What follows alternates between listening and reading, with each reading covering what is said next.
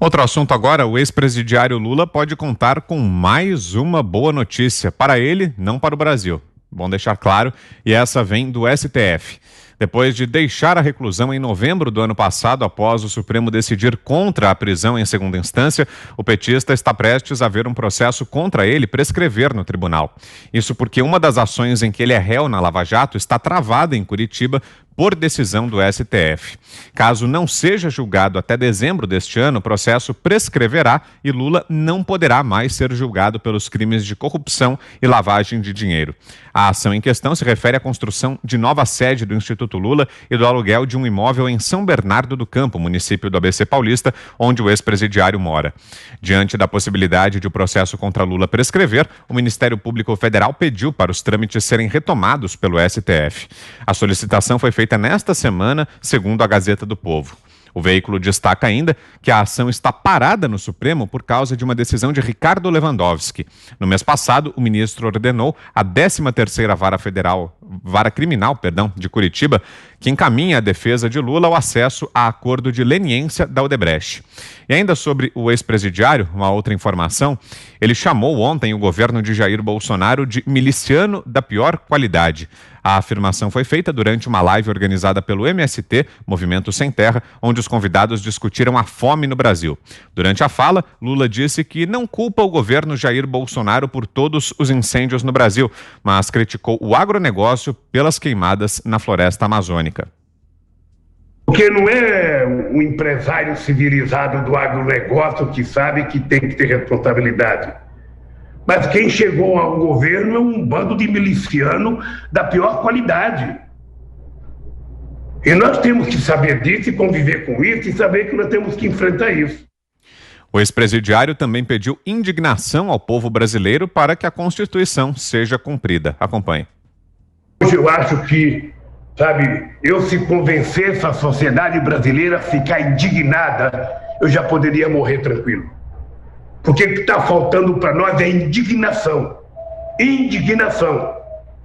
Para ver se depois da indignação a gente tem coragem de lutar pelas coisas que já estão na Constituição, como disse o Graziano.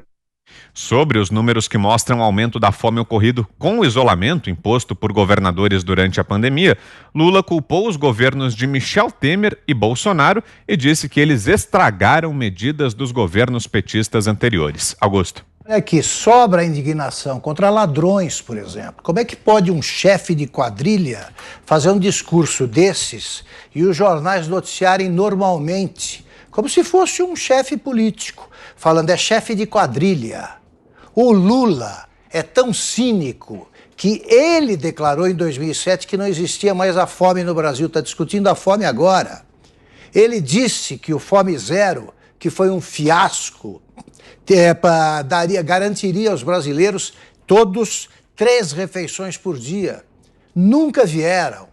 Em 2013, a Dilma anunciou que a miséria havia acabado e que a espécie do miserável brasileiro só não fora inteiramente extinta porque 500 mil famílias não estavam no cadastro, mas todas seriam localizadas até o ano seguinte para que o Brasil se transformasse no único país do mundo sem miseráveis e sem pobres, evidentemente. Para isso, eles fizeram a seguinte escala: de R$0 a 70, o sujeito era miserável. De 70 a 100 e pouco, 200, ele era pobre. Depois, a partir de 230, era classe média, e a partir de 800, rico. Eles fizeram essa tabela e fizeram esse milagre estatístico, malandro, coisa de vigarista, e agora eles acusam o Temer e o Bolsonaro de terem recriado o que nunca desapareceu. Basta olhar para as esquinas de São Paulo para saber que a miséria nunca desapareceu. E o Lula, que ganhava R$500 mil para palestrar sobre o que é que ele fez para acabar com a fome, está aí, confessando que a fome nunca desapareceu e dando conselhos e falando de indignação. Quer dizer, é por isso também que a maioria dos ministros do STF provoca hoje entre o povo brasileiro a sensação de desprezo. Só podia ser essa. Ana Paula. Ele fala em Constituição, Vitor, né? Se o STF ou se alguém, né, os encarregados aí respeitassem a Constituição, e aí a gente vê que o próprio ministro Lewandowski, no processo de impeachment da Dilma Rousseff, rasgou a Constituição ao vivo em cores ali, né, no plenário, o artigo 52 ali, que aí proibia a Dilma Rousseff de se candidatar a qualquer cargo público, e ele ali numa manobra ali muito bem armada, né, pela turba do Lula, conseguiu livrar a Dilma dessa. Agora, é impressionante que ele fala isso, eu não sei se ele coloca a cabeça no travesseiro e dorme, assim, tranquilamente, sem pensar que não falou nenhuma mentira, porque ele deixou o país com 35 milhões de pessoas sem saneamento básico. Aí agora uma herança aí que mesmo dentro da pandemia, a equipe do Paulo Guedes fez o que pôde. Se não fosse a pandemia, a gente provavelmente estaríamos num lugar melhor. Esse novo governo, a equipe do ministro Guedes, crescemos aí 6 posições no ranking de liberdade econômica da Heritage Foundation, logo que ele entrou, e antes tínhamos acordos aí esquisitíssimos, né, com a Venezuela e com ditadores na África.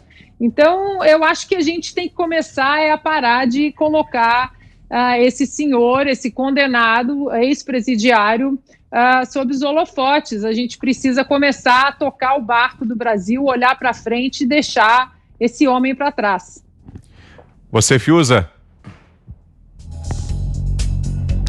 Não, o jogo aí em pronunciamentos do Lula hoje em dia é olhar para ele e observar o quanto ele não acredita no que ele está falando. Ele não acredita em nada daquilo. Imagina o Lula pedindo indignação ao povo. Ele sempre foi cara de pau, mas hoje em dia ele triplicou a cara de pau. Ele é um ladrão condenado a mais de 20 anos de prisão e está solto graças aos amigos dele no STF, que fizeram uma manobra para soltá-lo.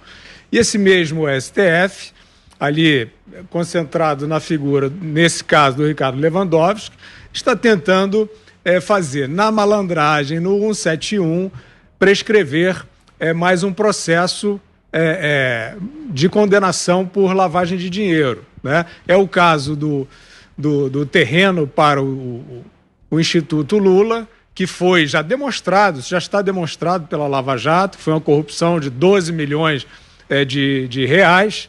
Isso foi demonstrado e o STF aceitou um pedido da defesa do Lula de que não tinha visto as alegações finais e as delações, e especialmente o acordo de leniência da Odebrecht. Isso foi concedido, então.